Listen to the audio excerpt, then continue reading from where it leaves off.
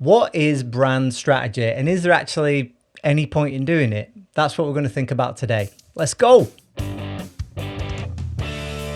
Hello friends, Matt Brunton here in the north of England, and there's some lingering scepticism about branding, or perhaps confusion as to what it actually is. But if we put another word in there, reputation, I think we can all agree that the reputation of a company has an incredible influence on its performance, whether people decide to buy, whether they decide to work there, its share price. These things are all affected by reputation.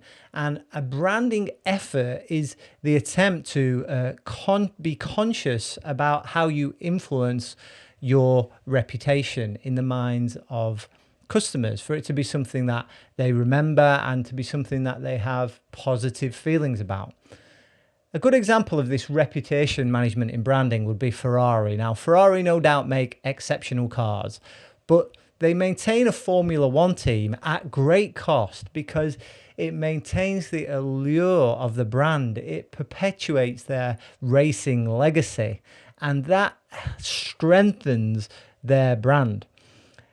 And a lot of people, when it comes to branding, focus more on marketing and the product itself and say that we just want to iterate our way to success. We'll just try things out and we don't want to spend too much time thinking about things before we start. We just want to go and fix it as we go. And I think there's a lot of truth to that approach. When it comes to tactics, we should iterate, but strategy is something more overarching. It's something that comes before tactics. You need some boundaries on what you're doing. If you don't know whether your product is going to be mass market or luxury, it's very hard to start to develop tactics. There needs to be some sort of prior strategy, some sort of framework to think within, or it's just too open-ended. And there also needs to be some element of vision. If you want to do something meaningful, if you want to do something with purpose, then you need some sort of idea of where you're going. So it makes sense to think consciously about how you want to be perceived, your positioning in the market, and to make sure everything you do is in alignment with that, because people will have an opinion of you.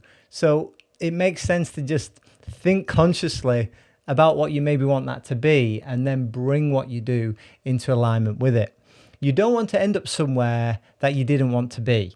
And without having some element of strategy, a more overarching thing to begin with, then that can happen. Effective brands, you see, are able to charge a premium. They win customer loyalty and keep the mission of the organization in focus. The denim company in Cardigan, Wales, Hewitt Denim, they restarted manufacturing of jeans in this small town where it had lapsed, but the skills were still there, and they brought it back to the area, and they've created this high-end brand of jeans there. And they have this manifesto: do one thing well. Do one thing well. We make jeans, that's it. And it's that focus that allows them to be successful. That is a deliberate strategy. They could have started manufacturing all kinds of denim items or clothing, but they've decided to stick to doing one thing well, and that focus has brought them success. That's a deliberate brand strategy. That's a little bit about branding and why it's valuable. So what is strategy? Well, strategy requires a perceptive view of a situation. It's about understanding where your opponent is relatively weak and you're relatively strong. Now, this is a familiar scenario in military engagement or sporting tactics, but to put it a bit less aggressively, because life and business is not a zero-sum game, it's about identifying the most promising opportunity and directing your resources toward that. That would be a deliberate strategy. And brand strategy, therefore, is a form of leverage that allows you to compete by occupying a market position in which you can win. It's hard to compete with other people on their terms when they're bigger and more established. So don't compete play by their rules. Move to another position and take up a different strategy. That's what brand strategy does. And obviously with these terms, like brand strategy integrates with marketing strategy. You could call it a business strategy. You're establishing product market fit. All these things kind of they interplay, don't they? There's not a clean division between them, but there is that deliberate move to a place where you can win. It's establishing a platform upon which you can communicate your value so people understand that and express your uniqueness.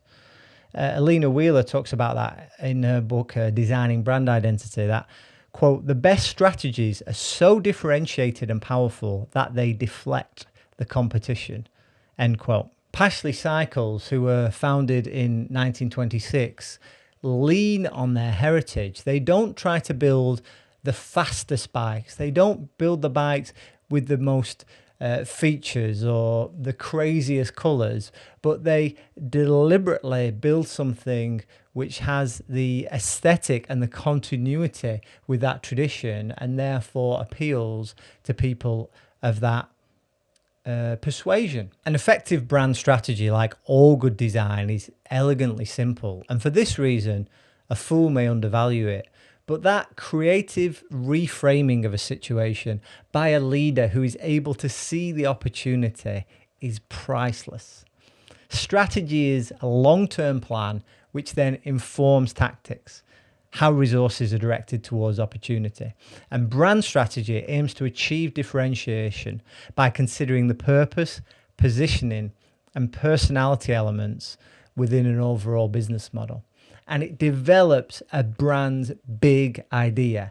And if you've got a truly big idea, and these things are hard to develop, that you can express confidently and you can express clearly, in so clearly that other people are able to share it, then that big idea is incredibly valuable. And that's what the genius entrepreneur, brand strategist, visionary, product designer is able to do. Hope this has been helpful for you. Please let me know if it was, and I'll talk to you soon.